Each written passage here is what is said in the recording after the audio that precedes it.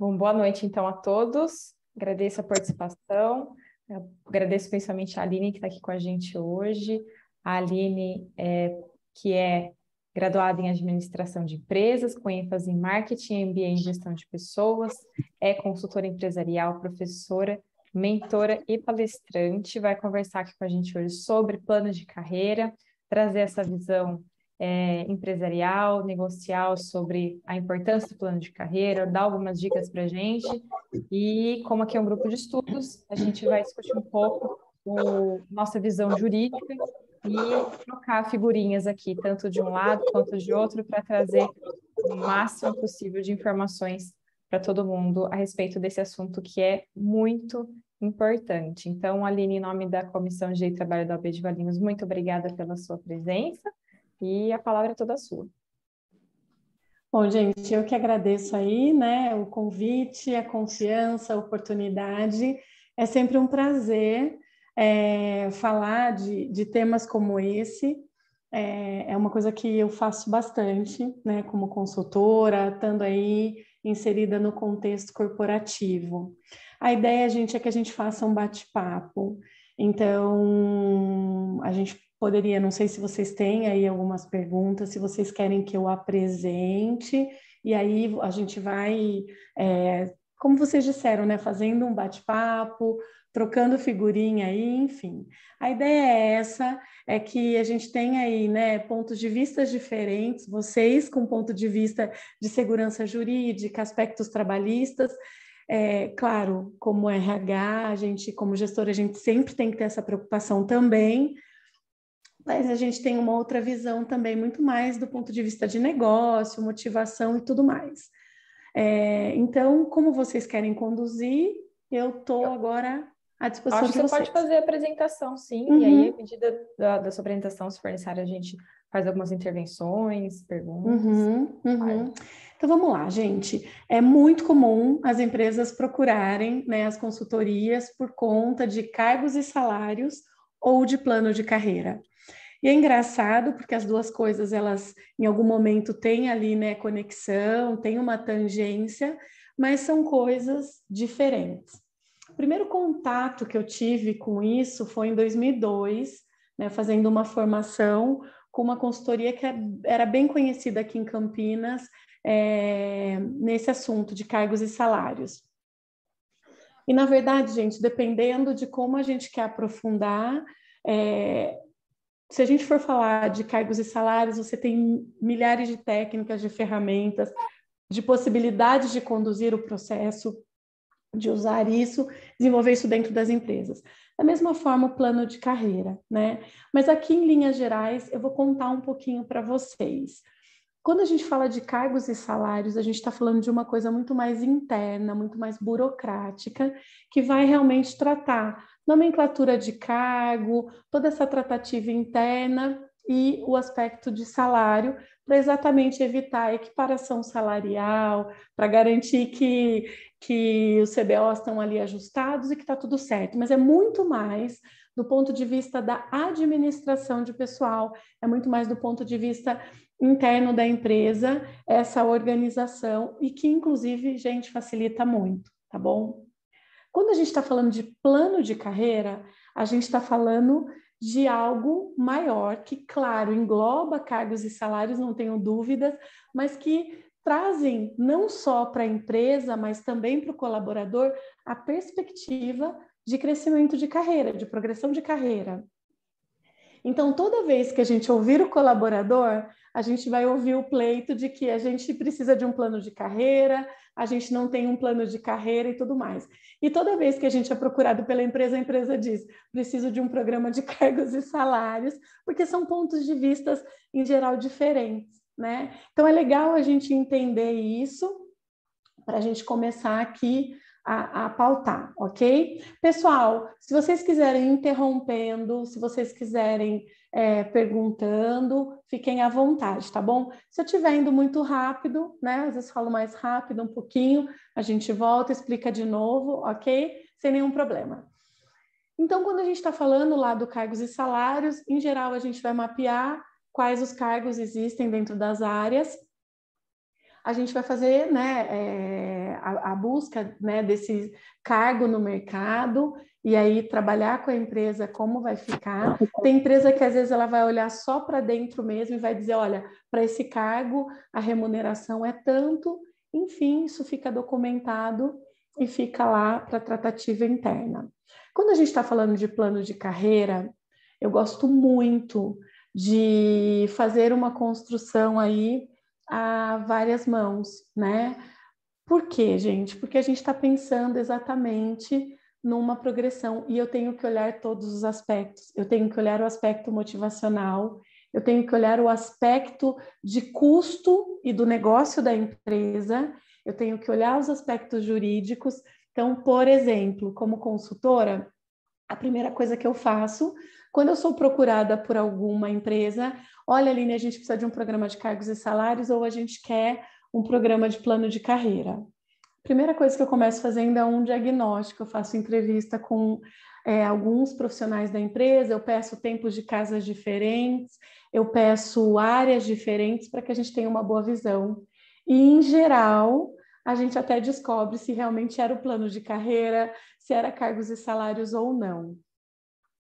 Além disso, a gente vai descobrir também um pouco dessa necessidade que a empresa tem e até mesmo o perfil dos gestores.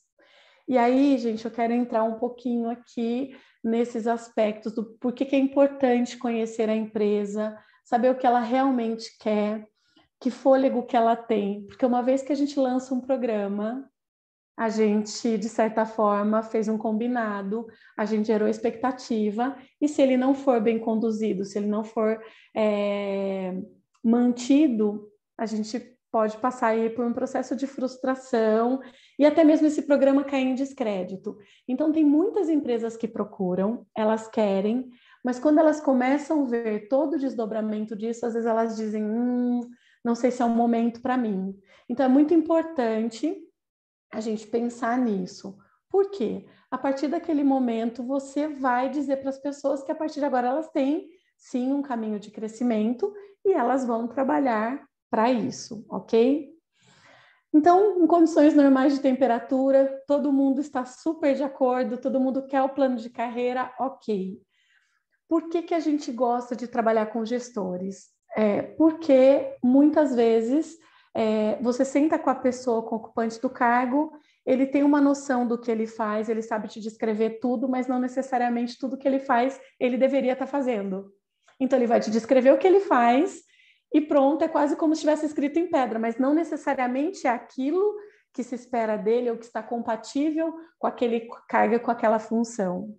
Por outro lado, se a gente pesquisa só o gestor, a menos que ele tenha uma ótima visão operacional, que ele já tenha sentado na cadeira e saiba exatamente tudo, a gente tem chance, às vezes, de que algo fique esquecido. Então, eu gosto muito de fazer uma mescla, tá bom? Eu começo por onde esse trabalho. Primeira coisa que a gente faz, e aí nesse caso é com o board da empresa, com os gestores, com quem tem condição de decisão, a gente começa entendendo quais são os caminhos de crescimento de cada área. Para algumas áreas fazem sentido ter aprendiz, para outras não. Para algumas áreas faz sentido ter o estagiário, para outras não, técnico, assistente, auxiliar. Então, a gente precisa entender isso. Uma coisa que eu gosto muito de fazer, é claro, nem toda área é possível, mas eu gosto que a gente tenha uma condição de equidade, né? Se eu tenho um estagiário, então eu procuro que a gente tenha no máximo de áreas possível, para dar condição para todo mundo. A mesma coisa, se é possível trabalhar com auxiliar ou com assistente, dá para a gente ter isso nas outras áreas, porque senão a gente começa a ter muitas condições dentro da própria empresa. Mapeamos os cargos, então ele é realmente um desenho de carreira, um desenho de cargo, um mapa de carreira, onde ele vai mostrar o caminho típico de crescimento. E aí, gente, quando a gente vai para a apresentação, a gente já coloca algumas premissas. Então, a primeira coisa, esse é um caminho típico de crescimento, mas ele não obriga ninguém.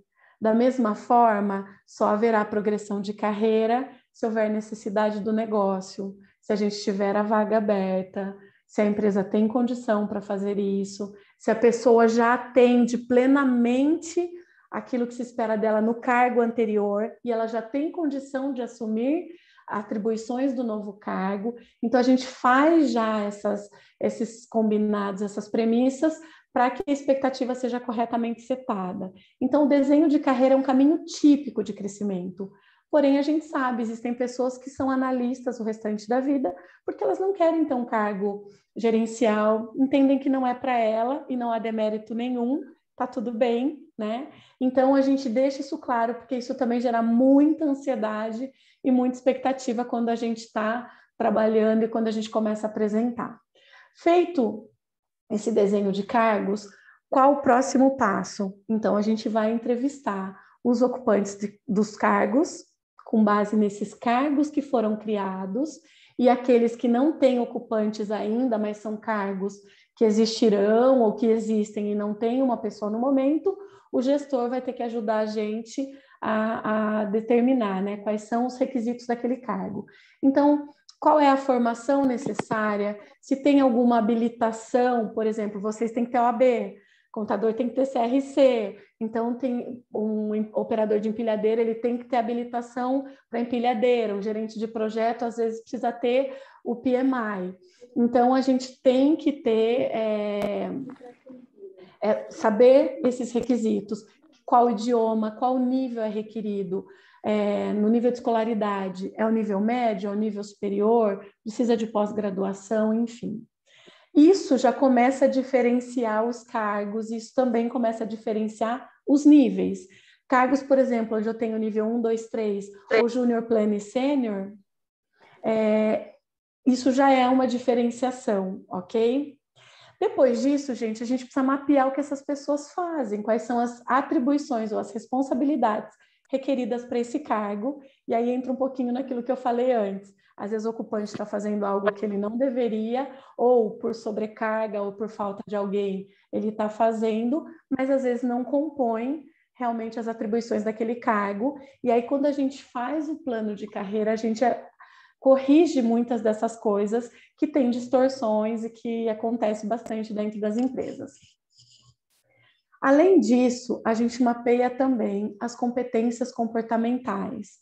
E aí, quando a gente fala de competências, eu posso ter desde as competências organizacionais, que são comuns a todas as pessoas, como aquelas que são requeridas para o cargo. Então, por exemplo, pessoas como contabilidade financeira precisam ter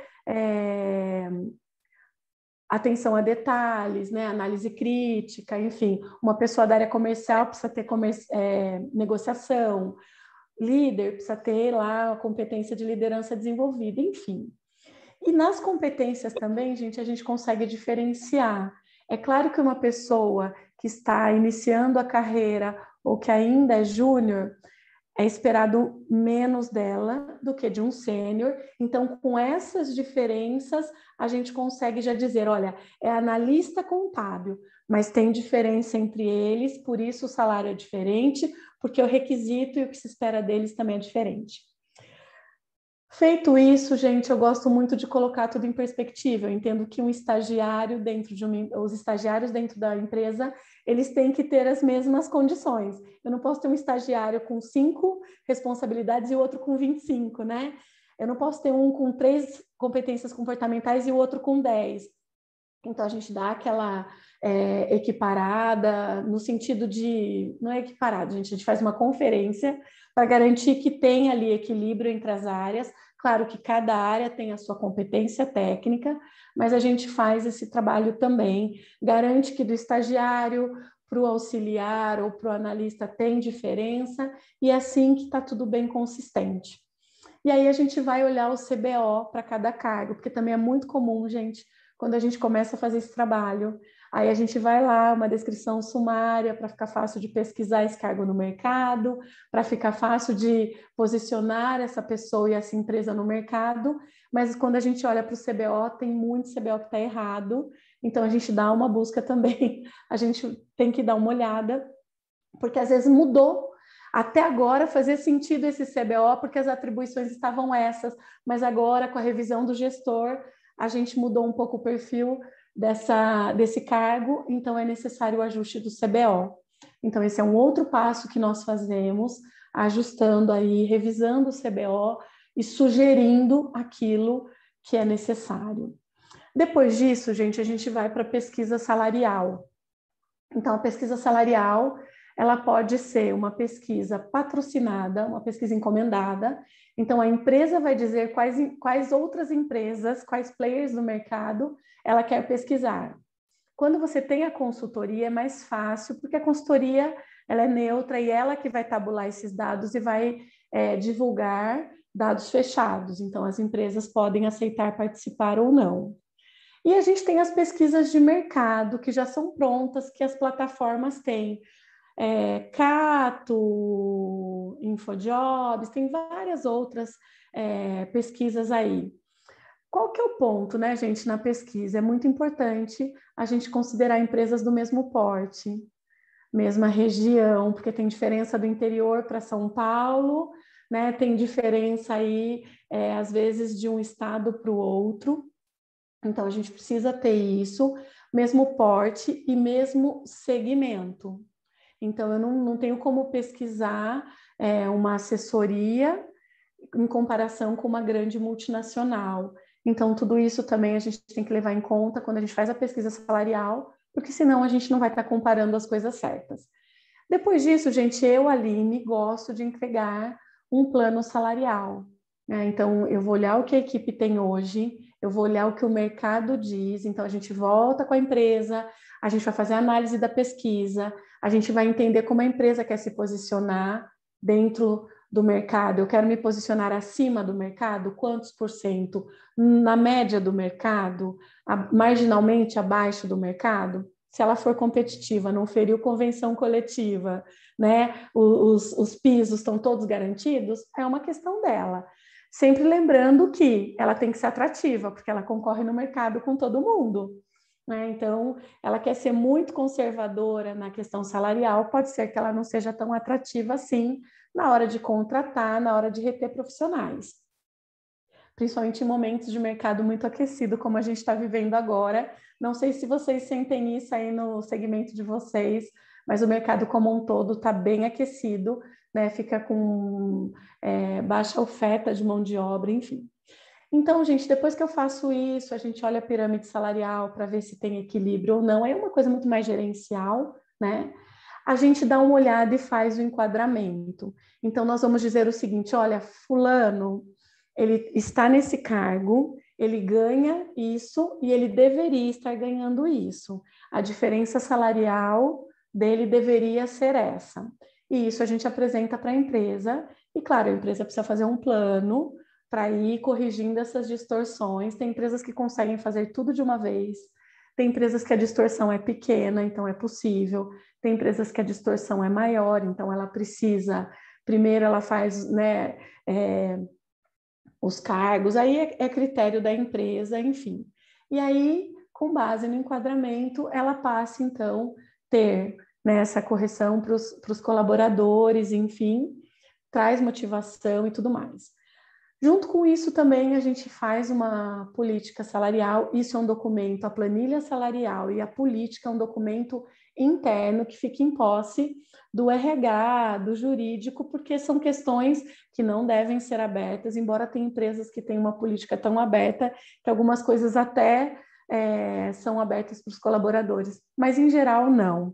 Na política a gente vai só documentar tudo que é combinado, todos os benefícios que são disponibilizados, se tem remuneração variável, como ela funciona, qual o critério, quem tem direito, enfim, como se dá o reajuste, aumento, mérito, qual que é a database, enfim. A gente documenta isso, é um plus que a gente entrega para o cliente. E, por fim, né, a gente libera também uma FAQ com dúvidas mais frequentes para que o colaborador mesmo entenda o processo. Olha, eu não recebi aumento, né? Eu vou receber, eu vou ser mandado embora, eu não estou formado ainda, mas agora o meu cargo exige. Então, aquelas dúvidas que as pessoas têm e a gente percebe que a FAQ é um ótimo instrumento. Então, esse é um pacote, né, que a gente entrega entendendo que é um pacote bem completo e que a gente fica tranquilo. Antes de apresentar tudo isso, entregar esse pacote, a gente passa pelo jurídico das empresas. Eu gosto muito de fazer isso, porque é uma segurança para mim. Eu fico muito tranquila com o plano que eu faço, porque eu estou sujeita a um monte de jurídico, né, gente? E graças a Deus, até hoje, foi super bem aceito, nunca tivemos nenhum senão, sempre conseguimos implantar. Então, do ponto de vista trabalhista, para as empresas que querem e conseguem implantar, gente, é excelente. Ela acaba, na verdade, com todo questionamento e discussão de equiparação salarial, porque sempre tem. Sendo factível ou não, né, para o colaborador, ele sempre vem no RH, agora falando aqui do ponto de vista de RH, ele vem e diz, olha, eu faço mais do que o fulano, eu faço isso, faço aquilo. Então, ele sempre olha, porque ele não enxerga tudo, ele está olhando aquilo que ele ouviu, aquilo que ele acha. Então, isso acontece bastante, né?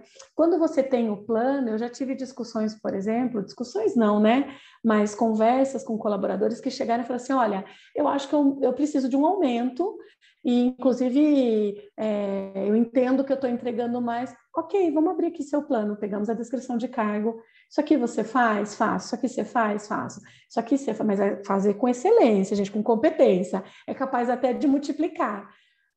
Não, isso aqui ainda não. Tá, e você está me dizendo que você já deveria estar no cargo superior, né, ganhando mais, e você não está entregando ainda tudo que esse cargo, né, espera de você. Vamos trabalhar um plano, então, para você entregar isso, e aí a gente pensar numa possibilidade aí de progressão de carreira, né? Então, só que aí você tem um embasamento, né? Existir realmente As algo regras que do dá para jogo, ele né, norte. Aline? A gente sempre Oi? costuma brincar com isso com os nossos clientes, que são as regras do jogo, As que regras do fica jogo. claro para o colaborador, né, entre empresa e colaborador, fica uma coisa mais cristalina, no meu ponto de Sim. vista, e também motivacional, além de estar dentro das Uhum. regras.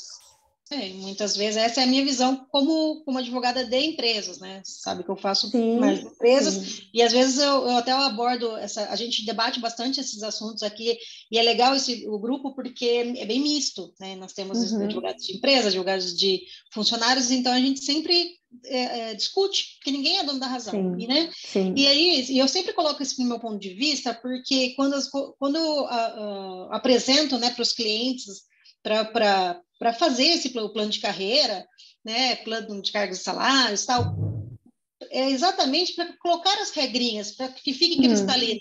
E muitos Sim. deles falam assim, mas que lado você está? Eu estou do lado dos dois, porque o Uhum. empregado vai ser bem valorizado, ele vai saber, vai ter Sim. conhecimento do que ele pode e não pode fazer, né? E até Uhum. onde ele pode chegar. Com isso, quem sabe, aí a gente acaba separando o funcionário que não vai sair daquele cargo mesmo e tá bom para ele, Sim. e aquele que Sim. quer se destacar. Eu acho que isso é fundamental aí para um Uhum. crescimento, né, empresarial. Sim. Sim, com certeza. E na verdade, gente, assim, estando as regras claras, né? Assim, o que é tratado não é caro, acaba que facilita, a gente tira essa questão, né? Você põe a casa em ordem, você vai repassar todas as atribuições, então vai ter equilíbrio, as pessoas vão estar fazendo exatamente aquilo que se espera delas, e aquelas que superam, certamente receberão a promoção, terão antecipação e tudo mais. Do ponto de vista, né, de trabalhista, de risco e tudo mais, a empresa fica muito mais tranquila, o colaborador também entende que a empresa fez um esforço, então a gente percebe assim uma redução do nível de questionamento muito grande. Gente, eu não sei quantificar para vocês, tá? Até acho que era bom começar a medir, mas a gente percebe, porque eles ficam seguros, eles veem que a empresa investiu nisso, enfim. O que eu sempre falo para as empresas, né? Olha, se você não quer arrumar a casa, se não é o momento para você, então não faça, porque uma vez divulgado aquilo que a gente falou no começo, né? Então tem empresa que ela está olhando muito do ponto de vista dela, assim, eu quero a proteção e tudo mais, mas não necessariamente vou aplicar tudo, né? E aí fica ruim, porque a gente divulga uma coisa, você faz uma promessa que não necessariamente vai ser cumprida. Inclusive, já tive cliente que eu disse, não vamos divulgar, porque vocês não vão fazer e vai ser pior para vocês, porque uma vez que gerou a expectativa, vocês vão ter problema, né? Então, é bem importante a empresa ter isso, porque é um investimento, gente, é um gasto. Uma pesquisa salarial encomendada, patrocinada, custa muito caro. Fora que se você não tem a expertise para fazer internamente esse plano, você vai precisar contratar alguém, né? Então, tudo isso tem que ser visto. Do ponto de vista do funcionário, gente, é fantástico. Até hoje, tá? De todos os planos que a gente já implementou, eu nunca vi ter queixas no sentido de, nossa, não era isso que eu esperava, muito antes pelo contrário. É tão engraçado, gente, quando ele vê que as pessoas estão ajustando, que elas estão recebendo agora aquilo que elas precisavam, mesmo que ele não receba, a gente percebe que não tem uma reclamação nesse sentido. Ele sabe que vai chegar a vez dele. É meio até engraçado isso, mas é um movimento que acontece.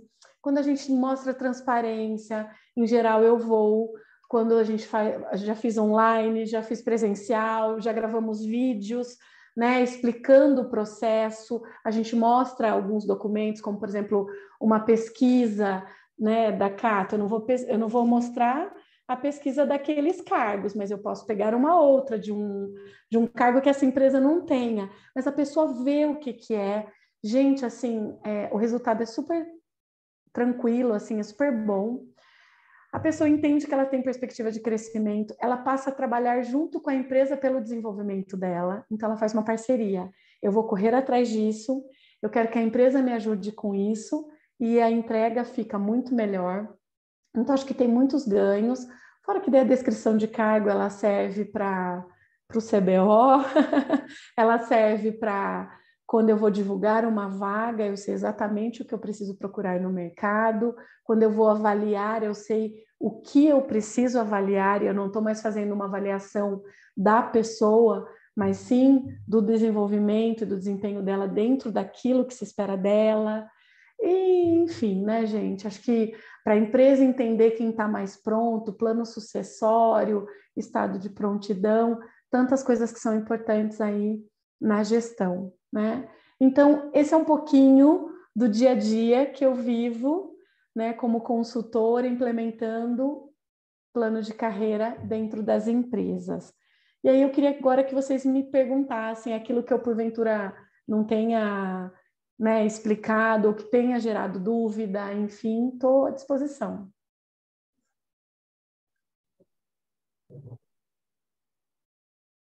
Obrigada, Aline. Acho que foi bem esclarecedor, foi muito clara na sua explicação.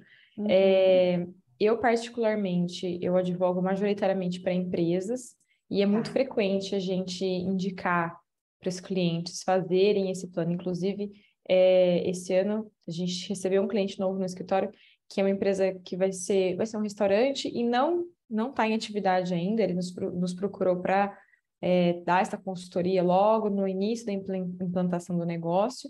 E uma das primeiras coisas que a gente orientou foi justamente fazer esse plano de cargos e salários já antes da contratação do pessoal. Porque assim você já contrata dentro ali dos cargos que a empresa vai precisar, eles já fazem esse mapeamento inicial, e aí, se for necessário, de acordo com o crescimento do negócio, eles fazem algumas modificações que se fizerem necessárias. De fato, é algo que realmente colabora muito para a organização, e como você bem disse, a Ju também, traz uma satisfação também para o lado do empregado, né? Ele se sente, eu acho que, lógico, desde que haja a correta observância desse plano, que nem você disse, infelizmente, algumas empresas acabam não seguindo a risca ou decidem implementar e não implementam, seguindo isso, ele se sente mais seguro, né? Ele vê uma perspectiva ali dentro. Sim. Inclusive, recentemente, no escritório que eu trabalho, a gente não tem um plano de cargos e salários muito delimitado, mas existe ali uma progressãozinha, júnior 1, 2, 3, pleno 1, 2, 3. Fiz uma contratação de uma advogada recentemente, e ela me perguntou isso. E eu falei, não, você vai entrar como Júnior 3, depois vai para Pleno 1. Ai, que legal, aqui onde eu trabalho eu não tenho isso. Então, isso é algo que faz diferença para a pessoa, principalmente quando ela está iniciando na carreira, para ver um futuro onde ela está começando a trabalhar, né? Então, tudo isso tem que ser pensado, lógico, sempre em conjunto com a questão gerencial, da gestão do negócio, junto com a parte da jurídica, né? Sim. E até porque, gente, quando a gente vai para as pesquisas, né, que as grandes consultorias fazem, salários e benefícios no ranking do que é mais importante para o funcionário, ele está lá da 5ª à 6ª posição. Antes vem reconhecimento, crescimento, desenvolvimento, isso vem antes, em geral. Então, a pessoa, ela pode, claro, gente, não estou dizendo que salário e benefício não é importante, mas se a pessoa ela não tem aquele salário ainda, mas ela percebe que ela está sempre sendo reconhecida, ainda que com pouco, para ela isso tem valor, né? Do que ela ficar, às vezes o salário até inicial foi bom, mas ela nunca mais recebeu um reconhecimento, um feedback, alguma coisa nesse sentido, né? Então, a gente sabe que salário e benefício não é a primeira coisa da lista. Então, ter a perspectiva, às vezes, se torna realmente muito mais importante, né, Raiane? Exatamente. Legal você ter feito essa observação.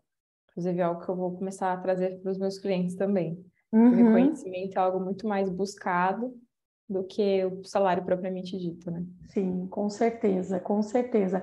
Inclusive, assim, eu não sei na realidade de vocês, mas a gente vê, inclusive, pessoas, talvez até por conta da atuação como coach, eu vejo muita mudança de carreira, né? E pessoas que deixam salários altíssimos, porque não é só isso, né? Então, e outras pessoas que se sujeitam, às vezes, a ganhar salários inferiores, porque aquela proposta faz muito mais sentido para ela. Então, por outro lado, gente, a gente sabe, né, nas teorias motivacionais aí, que salário e benefício é fator de higiene, né? É fator de não insatisfação. Não é de satisfação, mas é de não insatisfação, né? Na teoria do Herzberg. Então, assim, não tem como, a gente tem que olhar para isso, embora não seja, talvez, o top 1 da lista, mas é importante, sim, e principalmente, né, gente, critério de justiça. Uma das coisas que vocês devem atender muito, e eu também, ouvindo colaboradores, é que não tem um critério claro, a empresa trata cada um de uma forma, então as pessoas gostam, né, do critério de justiça, saber que existe uma regra e que ela é aplicável a todos. Ela pode até não ser a melhor para mim, mas tudo bem, eu aceito, desde que eu saiba que vai valer para todo mundo, né? Perfeito. O que mais, gente? A doutora Cláudia está com a mãozinha levantada. Aline, primeiramente, obrigada pelas suas colocações, eu acho que realmente são essenciais, o quanto a gente tem visto que as pessoas querem ser reconhecidas, né? Então, a gente está com um grande índice de suicídio, de depressão, de burnout. Isso tem muito a ver com a perspectiva de cada um, o sentimento individual de cada um, e essa questão do reconhecimento, eu acho que ela faz toda a diferença, de você se sentir útil, de você se sentir reconhecido. Então, primeiramente, obrigada por essas colocações, eu acho que é importante para a gente refletir. Dentro dessa questão, né, do plano de cargos e salários, eu vejo que realmente é importantíssimo, é algo que ajuda muito a vida depois do advogado trabalhista, que quando tem as demandas, a gente consegue, se tem desenhado bonitinho, instituído de forma correta, se sair, né? E eu gostaria de compartilhar que tem uma empresa que eu atendo e eles instituíram um novo departamento que é vendas internas. E eles queriam fazer uma diferenciação, então, implementar essa questão dos cargos e salários. Olha, contrata alguém específico da área, porque demanda de um conhecimento específico. Ah, não, a menina do DP aqui tem noção de RH, ela vai fazer. Nossa. Gente, eu não vou fazer porque eu não sei. Contrate alguém da área. Enfim, fizeram. Agora mudou a menina que cuida DP-RH, que é a mesma pessoa, e ela me mandou um questionamento. Se a diferença de vendedor 1 para o vendedor 2 poderia ser a única coisa que o vendedor pode dar treinamento, e o 1 não, porque o resto é tudo igual. Flora. Se cair na minha mão, se eu tiver que defender um reclamante nessa situação, eu vou pedir equiparação salarial, porque eu não vejo que só isso é critério. Então, aí está a questão da gente ter realmente um plano de cargos e salários muito bem feito, muito bem formulado, porque se deixar brecha, vai ter ação trabalhista, vai ter litígio. né? Então, é esse ponto que eu gostaria de compartilhar, que é o que a gente acaba vendo na prática mesmo. Na né? prática, exatamente. Por isso que é tão importante, né, Cláudia, quando eu disse assim, gente, tem diferenciação na formação? É impossível ter diferenciação na formação. Gente, às vezes no idioma. Eu tenho uma diferença no idioma, tenho diferença num curso, tenho diferença nas atribuições, ainda que seja 2 ou 3. Tenho diferença nas competências? Gente, eu tenho várias diferenças. Agora eu pego tudo igual, mudo uma coisinha só, né? Às vezes realmente não passa. Por isso que é importante e o pessoal sai fazendo, né, Cláudia? E às vezes nem imagina, né? E a gente tem que tomar cuidado, porque uma vez feito, uma vez publicado, né, gente? Você perde controle sobre isso. E até, se vocês me permitirem, eu já vi casos aí de empresas grandes da região de Campinas aí, que tem o cargo, o plano de cargos e salários, porém, o problema dá entre o último, vamos falar, o senior 3 e o gestor. Aí mistura-se tudo ali, e da hora que a gente chega na defesa, eles apresentam, não, mas tem aqui. Não, mas ela aí para não pagar quando não tem o pedido de equiparação salarial, né? Fala-se que a pessoa era cargo de confiança, que era 3. Aí quando não tem o pedido quando fala que não, que ela era cargo abaixo, então quer dizer, eles vão para onde melhor for conveniente. Mas o que eu vejo muito no judiciário, assim, agora levando um pouco para o nosso lado, e por isso que a gente fica muito preocupado com essas delimitações da forma correta, é porque no judiciário há muitos juízes que entendem que por exemplo, o fato de ter mais idiomas, mas a função ser, por exemplo, gerente de áreas distintas, é o mesmo salário, deveria ser o mesmo salário. Né? Mesmo, então, assim, aí é que fica a questão, que é muito, muito subjetiva essa análise, e do que diferenciar mesmo. Isso. Se só as certificações, mas, por exemplo, tempo de empresa, comprovação de experiência no mesmo cargo em outro, né, em funções anteriores. Acho que isso tudo... Inclusive, esse é um ponto para tomar cuidado, né, Ju? Porque hoje em dia a gente não pode mais deixar de contratar por conta da experiência, né? A gente não pode, na verdade, deixar de contratar por uma exigência. Você coloca o que é desejável, né? E até quando a gente está fazendo cargos e salários, a gente vai colocar. A gente tem coisas que são desejáveis, tem coisas que são mandatórias, obrigatórias, e aí é critério de cada empresa, né? Mas sim, esse conjunto, foi ótimo você ter tocado nesse assunto, já vi que eu esqueci. Eu também coloco o tempo de experiência requerida no cargo. Gente, não adianta eu pegar alguém que acabou de se formar e colocá-la para ser uma gestora ou um gestor. Essa pessoa vai ter dificuldade, não é justo com ela. Então, experiência no cargo anterior, experiência requerida no cargo, sim, é importante. E aí, Ju, quando a gente vai fazer a diferenciação, ela tem que ser um conjunto, porque senão a gente incorre nessas situações que a Cláudia contou, que você está falando aqui, e sim, gente, acontece. Por isso, o desenho da carreira acaba sendo uma referência, porque, e aí, gente, a empresa que não é organizada ou que não vai dar manutenção nisso, eu já falo, nem implementa. Porque uma vez que a gente tem, não vai ter como.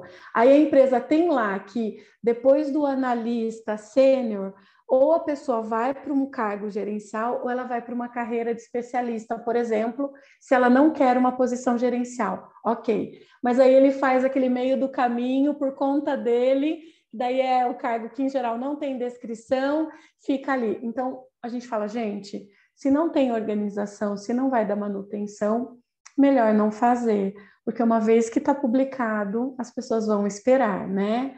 Então, às vezes eu tenho essa situação, a pessoa ela não vai, ela não tem competência ou não tem desejo, interesse em seguir uma carreira gerencial, mas ela é uma excelente técnica. Chegou aqui, eu não tenho mais para onde crescer? Depende, você pode crescer, você pode vir para uma carreira de especialista. Normalmente, esse daí é exatamente o ponto, Aline.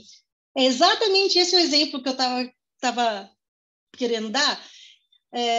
como que você pensa, como que você acha mais correto, mais, né, fazer essa diferenciação exatamente a hora que chega nessa posição, porque aqui nos de base, né, é um pouco mais fácil, né? Sim. Porque a pessoa ainda está crescendo. Sim. A meu ver, o caldo engrossa quando a pessoa já tem a sua carreira já está consolidada ali, ela tem uma expertise, né, em vários assuntos, várias certificações, mas de fato, ela não tem a qualidade, não tem a vontade ou a competência de ser gestora. Ela é operacional, então ela vai para o especialista. Nesse lado, nessa hora aí, o que você sugere, por exemplo, assim, para efeito de diferenciação entre o gestor e o especialista? Porque, em regra, eles têm a mesma formação. Só que o gestor vai ter uma atribuição a dimensão de pessoas, de gerir pessoas, né? Mas seria só essa? Isso. Ou você sugere aqui que o acréscimo ao salário seja um percentual X, conforme a lei? Ju, eu gosto muito de trabalhar, porque, gente, principalmente eu trabalhei muito com empresa de engenheiros, né, gente? Engenheiro bate o olho, ele olha as caixinhas, a perspectiva para ele é intuitivo, né? E o primeiro plano de carreira eu fiz numa empresa com engenheiros, né? Então eles brincavam, olha, aqui já é claro que é assim, enfim. E olha só, gente, a gente tem que pensar que tem uma progressão. Então, tanto eu vou crescer em reconhecimento, em salário, quanto em responsabilidades, atribuições, enfim. E tem uma progressão de salário. Só que existem níveis, né? Então, por exemplo, às vezes numa área produtiva, gente, eu tenho, dentro do mesmo nível, eu tenho cargos diferentes, mas existe ali uma equidade salarial, né? Onde a diferença ela é quase nula, ou às vezes ela é igual mesmo, dependendo do sindicato, enfim. Porque está todo mundo no mesmo nível. Embora sejam áreas diferentes dentro da área produtiva, mas ali está todo mundo. Quando a gente faz esse salto, gente, em geral, a gente tem salários muito compatíveis, embora esse seja altamente técnico e esse seja um gestor. Porque o tipo de habilidade, de conhecimento que eles têm que ter são diferentes. Esse aqui vai ter que se especializar muito na liderança, na gestão. Esse, em compensação, ele tem que ter um nível de profundidade técnica muito maior. A gente brinca que é a SWAT, né? Chega lá e resolve qualquer problema.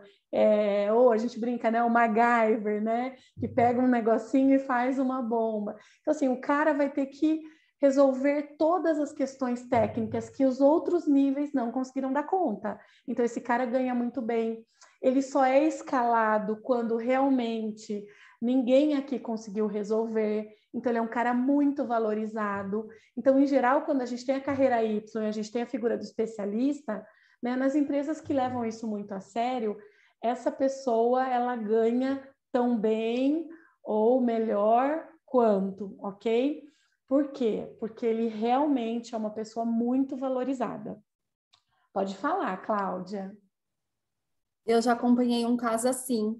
Era um engenheiro da computação e ele não queria gerir pessoas, não queria. E aí falou, não, pelos cargos salários da empresa, você tem que assumir o cargo e tal, e colocaram ele no cargo. Ele odiou porque ele não queria gerenciar pessoas. O que ele fez? Saiu da empresa e foi para outra, para concorrente. Aí eles ficaram chamando ele para voltar. Volta, volta, volta. Aí ele voltou, a empresa teve que se adequar numa nova política, pensando nessa divisão da pessoa só querer ser técnica e não querer gerir pessoas. Então, é realmente algo que acontece muito. E a gente acaba achando que não, mas a empresa tem que se adequar, porque senão ela perde mesmo funcionário. E se ela se antecipa a isso, ela retém muito mais. Porque, gente, principalmente em áreas técnicas, carreiras, por exemplo, como de engenheiros. Aliás, gente, dentro dos engenheiros, a gente tem que tomar todo cuidado com a legislação de CREA, né?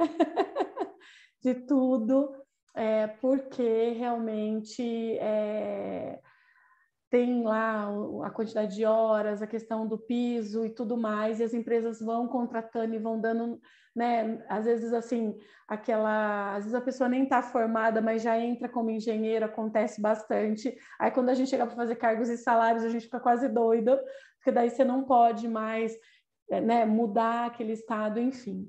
Então, tem que tomar bastante cuidado. Mas, por exemplo, áreas técnicas, áreas como, por exemplo, da engenharia, às vezes a pessoa ela não quer. Ela ama ser técnica e ela quer seguir nisso.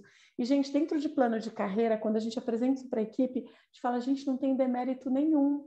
Eu tenho pessoas que elas começam como recepcionistas e elas querem seguir porque elas amam o que elas fazem.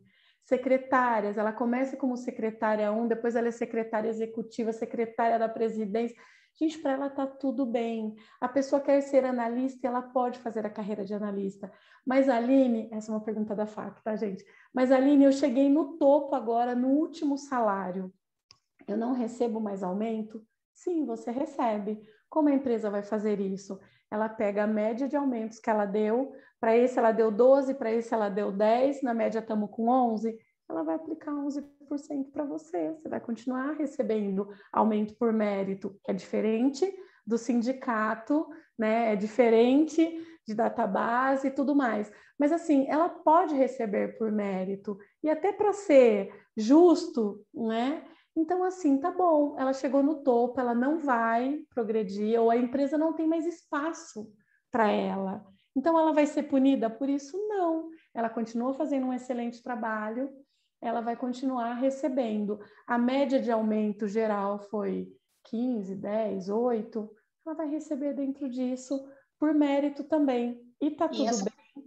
Essa média fica estabelecida no plano também? Em geral, a gente coloca na política, né? Eu gosto de colocar isso na política.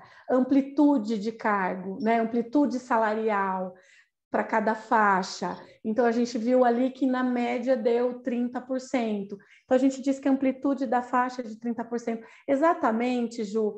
Eu faço com controle de versão o documento. No ano tal, quem revisou foi fulano, quem aprovou foi fulano, porque isso é um documento, gente, é um documento da empresa, né, que pode ajudar muito, né, em um caso aí de dúvidas e tudo mais. Troca o RH, troca todo mundo do RH. Quem tem o histórico, gente? Exato. Oline, outra coisa, até voltando um pouquinho aí nessa questão do especialista, porque é uma coisa que eu fico meio indignada, assim, às vezes, então, quando você coloca uma descrição de especialista, por exemplo, há uma obrigatoriedade dele registrar o ponto normalmente. Ou não, as empresas têm excluído isso? Então, depende bastante. Em geral, essa pessoa, ela trabalha em horários diferenciados, com demandas diferenciadas. Porque então, ela é considerada cargo de confiança?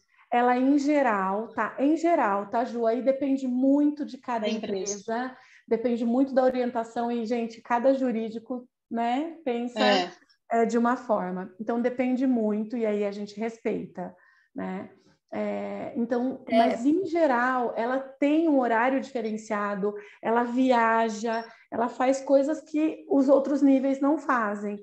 Então, a gente até tira a obrigatoriedade dela do ponto, porque ajuda muito a empresa no controle. Eu estou te perguntando isso até por causa da equiparação ao gerente, ao gestor.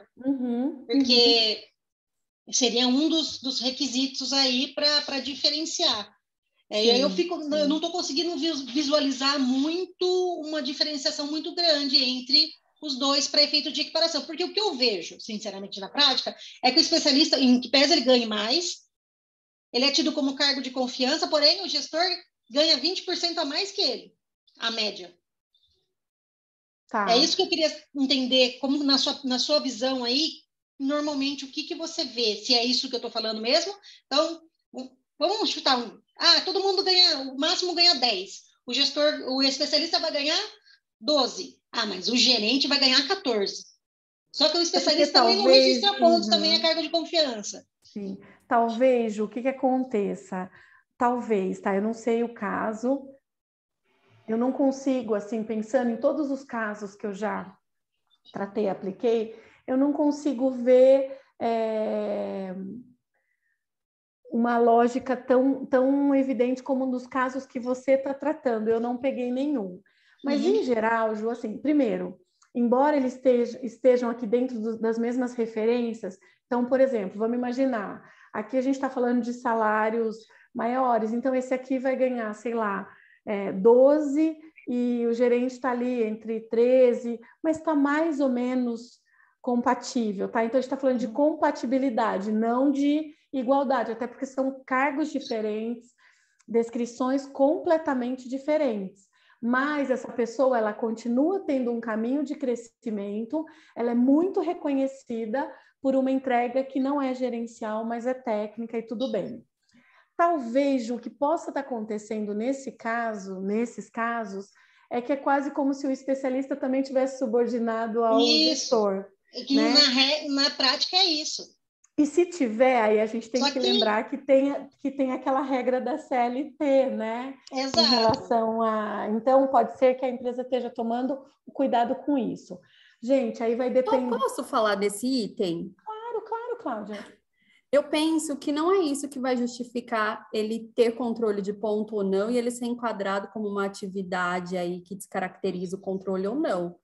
É efetivamente a liberdade que ele tem. Então, ainda que ele esteja subordinado a alguém superior, o fato dele ter a liberdade caracteriza a dispensa ao controle de ponto.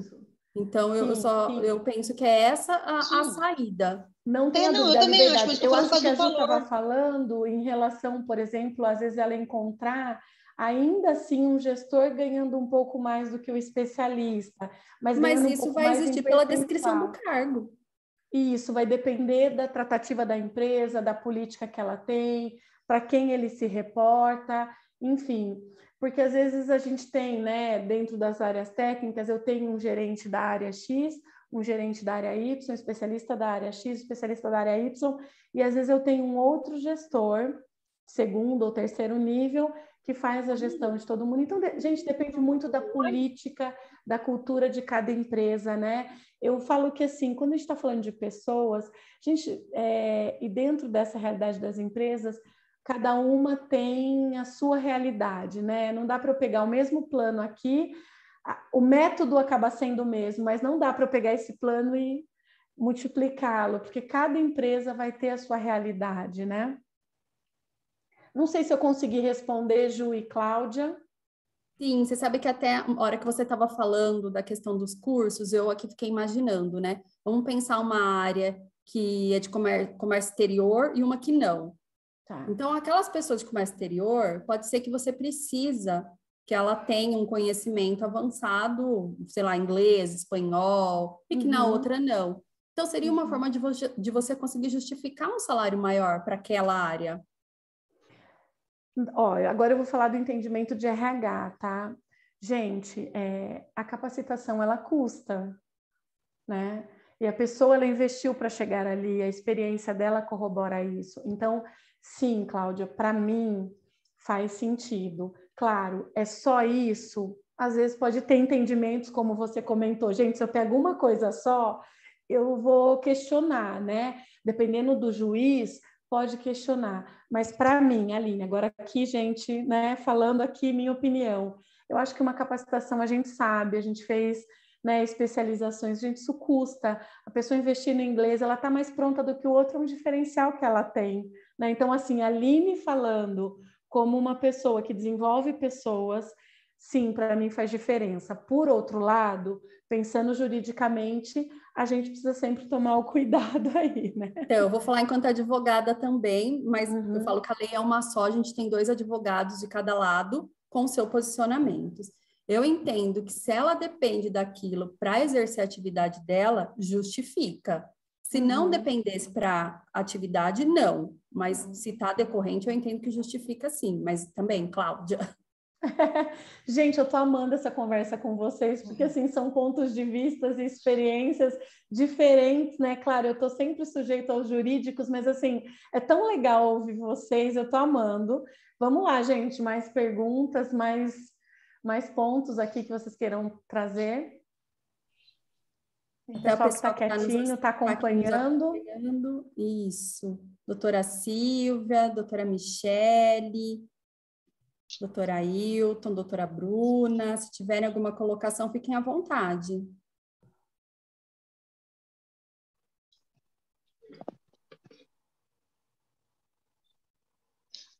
Eu tenho uma coisa para perguntar, porque eu falo pouco, né? Então vamos lá. As meninas, daqui a pouco eu falo, fica quieto, deixa eu te falar. Mais uma só. Por exemplo, o plano implementado, tal. Quem fica o responsável, na prática, por uma avaliação, se essa pessoa vai ter a expertise, vai suprir os requisitos para ser a transferência de cargo? É o RH, é o gestor, são os dois? Ótimo, só coisa fácil, né, Aline? Ótimo, excelente pergunta, amo. Gente, é muito comum todo mundo achar que a responsabilidade soberana é do RH, né? A responsabilidade pela avaliação, ela é do gestor. O RH, ele é o guardião do plano.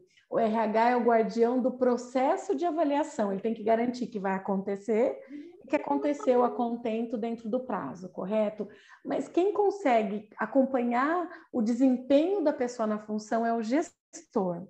Então, olha só, Ju, tem empresa que quando termina o plano, divulgou, publicou, faz as pessoas assinarem de que aquilo, então, agora está oficial. E tem empresa que pega assinatura na avaliação, porque é um documento. Eu não posso dizer, por exemplo, que a Rayane nunca foi avisada de que ela precisava ganhar expertise naquilo, de que ela nunca recebeu a informação, porque, gente, vou combinar com vocês, o que eu mais ouço em processo de desligamento, na hora que o RH vai acolher, nunca ouvi isso, é muito injusto, nunca ninguém me falou, e eu falo, gente do céu, né? Aí a gente vai lá no gestor.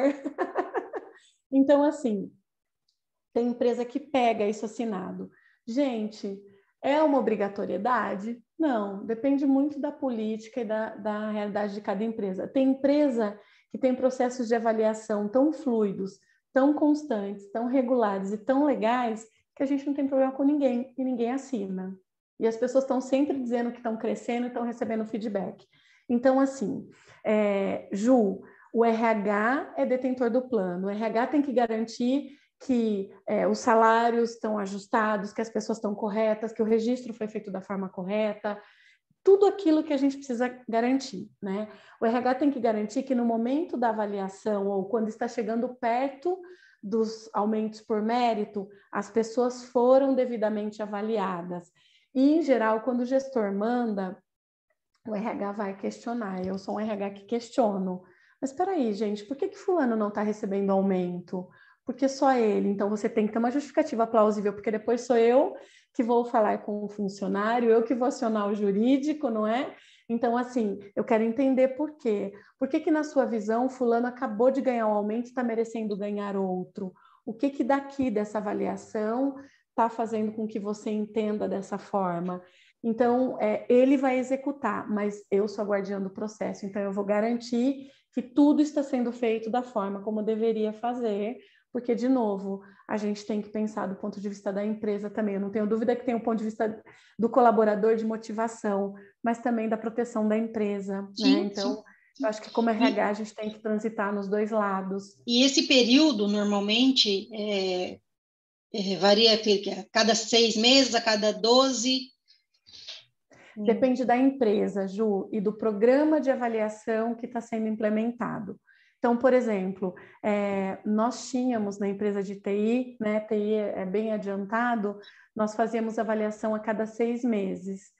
E a cada 6 meses, uma pessoa podia andar até 2 níveis do plano. Os aumentos eram pequenos, mas a pessoa andava 4 níveis, dependendo de como fosse a avaliação dela, ela andava até 4 níveis no ano. Então, imagina, fora o dissídio. Então, imagina, nós tínhamos a metodologia do Jack Welch. Primeiro, nós tivemos 360 graus, que é o feedback de múltiplas fontes. Então, a pessoa era avaliada por ela mesma, pelos superiores, pelos pares e pelos subordinados, quando ela tinha. Nós não colocávamos nem fornecedores e nem clientes, tá? Mas dentro... Então, uma pessoa ela era avaliada no mínimo por 6 pessoas, né? Ela e mais 5, ou até 8, dependendo do gestor. Então, no começo nós usávamos essa avaliação. Depois, gente, nós fomos para a avaliação do Jack Welch, 20-70-10 ou ABC. Então, ele diz que 20% das pessoas são high potential e nós precisamos retê-las e reconhecê-las e dar bons aumentos. E aí a gente, em geral, tinha ali, né, que ela andava 2 níveis. Ele diz que 70% das pessoas são B, ou elas cumprem exatamente aquilo que se espera delas. Tá ótimo, merecem receber um reconhecimento, não como High Potential, que entrega muito mais, mas talvez ela mereça andar um nível, enfim. A gente fala de andar um nível do plano, mas depende da política da empresa, tá? Lá nós tínhamos que o A andava 2, o B andava 1 e o C não andava, e ele tinha um plano de desenvolvimento individual para melhorar o desempenho dele, porque segundo o Jack Welch, 10% das pessoas não cumprem nem o que se espera delas. Então era um ranking da empresa. E era muito legal, gente, porque eu gosto muito dessa avaliação, porque era assim, ó, a Cláudia veio com a equipe dela, olha, fulana é A, 70% é B, 10% é C, enfim. Só que a gente tinha que ter 20% da empresa inteira. Então, eu tinha que negociar com a Cláudia. E nós juntas entendemos que realmente a pessoa da área da Cláudia, perdão, eu tinha que negociar com a Rayane, e nós duas tínhamos que entender que a pessoa da área da Cláudia era realmente a que merecia andar 2 níveis. Então, a gente trazia um conceito de avaliarmos as pessoas e termos um critério realmente de um olhar bem ajustado como empresa. Então, a gente levou os gestores para um nível de maturidade que era assim, chegava lá e falava assim, ai, a Ju, não, gente, beleza, a Ju merece, não vou nem apresentar o meu. Então, era legal porque a gente conseguia ter isso como empresa. E aí, a gente tinha isso. Em compensação, os Cs, a gente dava, a gente fazia um plano. Se a gente percebesse que a pessoa não tinha nenhum tipo de empenho durante esses 6 meses, era a cada 6 meses, tá?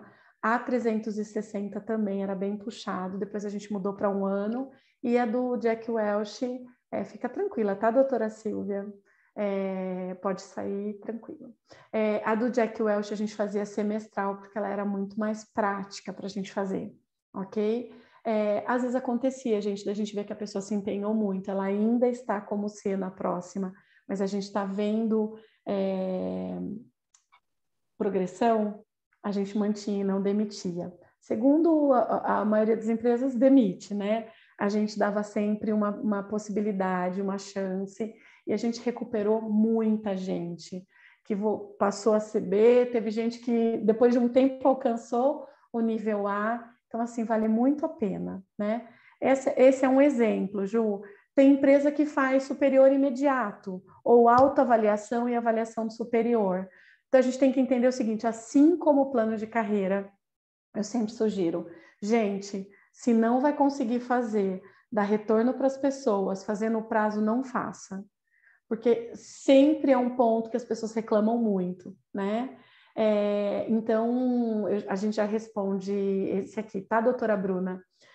Então, assim, gente, se a avaliação não vai acontecer, ela vai virar motivo de chacota depois, melhor não ter uma vez no ano, ter uma coisa informal que o gestor chame, enfim. Mas eu gosto muito que a gente defina dentro do plano de carreira qual vai ser o método de avaliação, qual vai ser a periodicidade para a gente também colocar dentro da política e fazer acontecer, porque o objetivo é desenvolver as pessoas. O objetivo é que a empresa cresça, que as pessoas se desenvolvam, que todo mundo fique satisfeito. A melhor relação é a ganha-ganha, funcionário satisfeito, empresa satisfeita. Gente, essa é a melhor relação, né? Então, se a gente consegue fazer isso, é ótimo.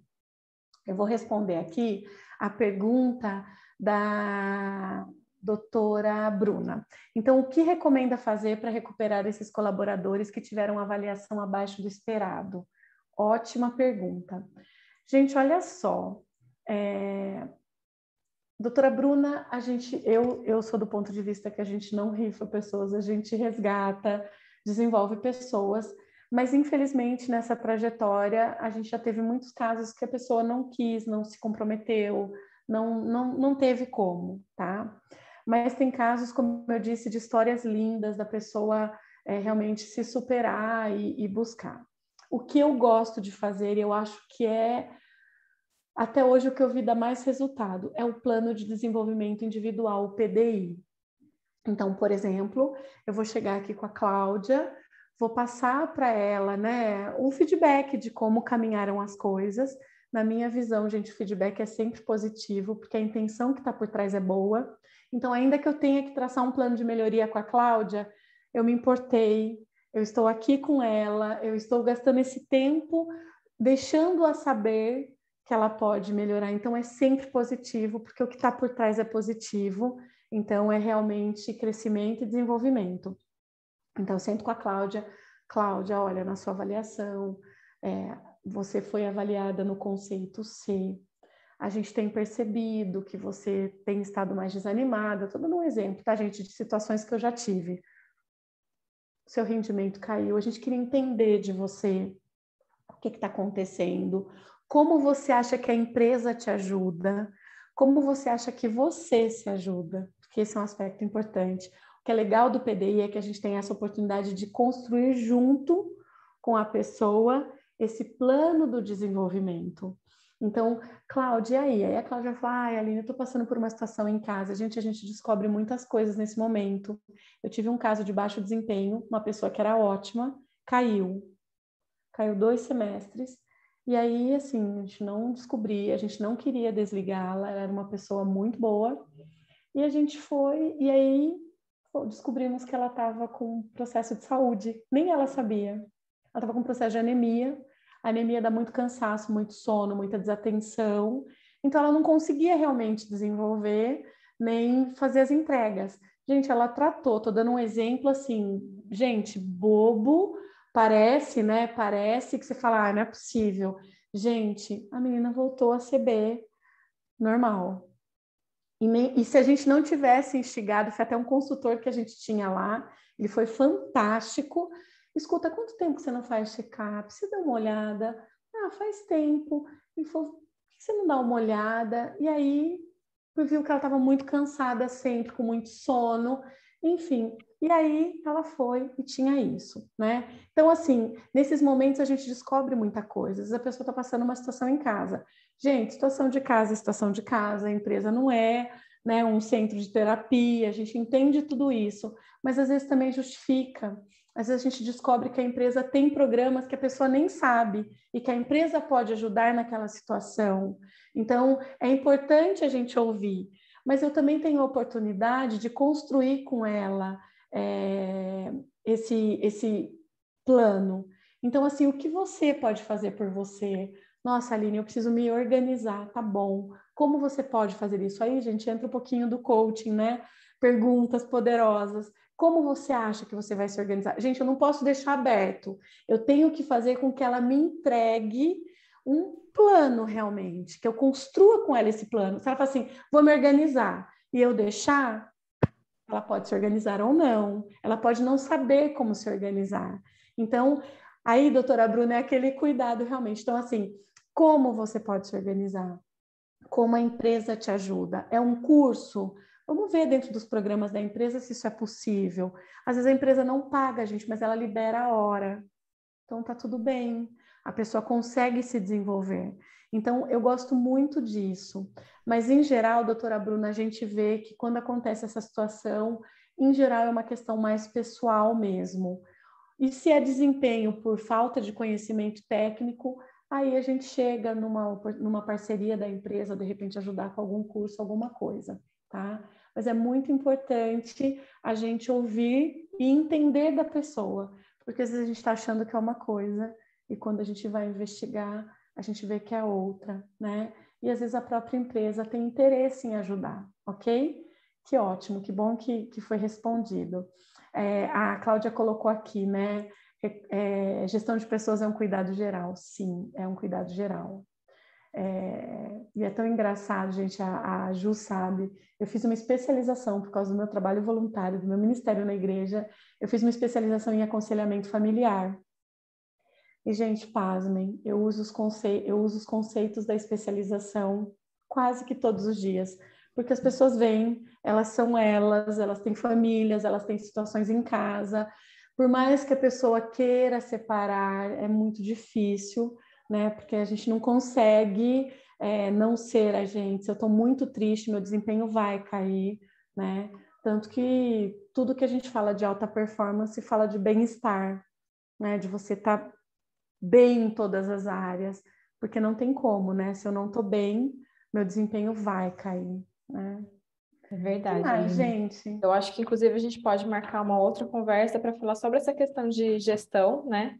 Que eu acho que toda empresa tem um gestor ou alguém que tem que fazer esse papel e nunca tem a especialização ou conhecimento necessário, né? Eu já assumi um cargo bastante delicado nesse aspecto de gestão, não tinha conhecimento para isso, fui aprendendo ali com o dia a dia e, de fato, é essencial para você conseguir se desenvolver, desenvolver a equipe, e é muito mais uma escuta, né? A pessoa às vezes está precisando de uma escuta, e é exatamente isso que você falou, você coloca para ela, tá tudo bem, e o que que a gente pode fazer para isso melhorar, né?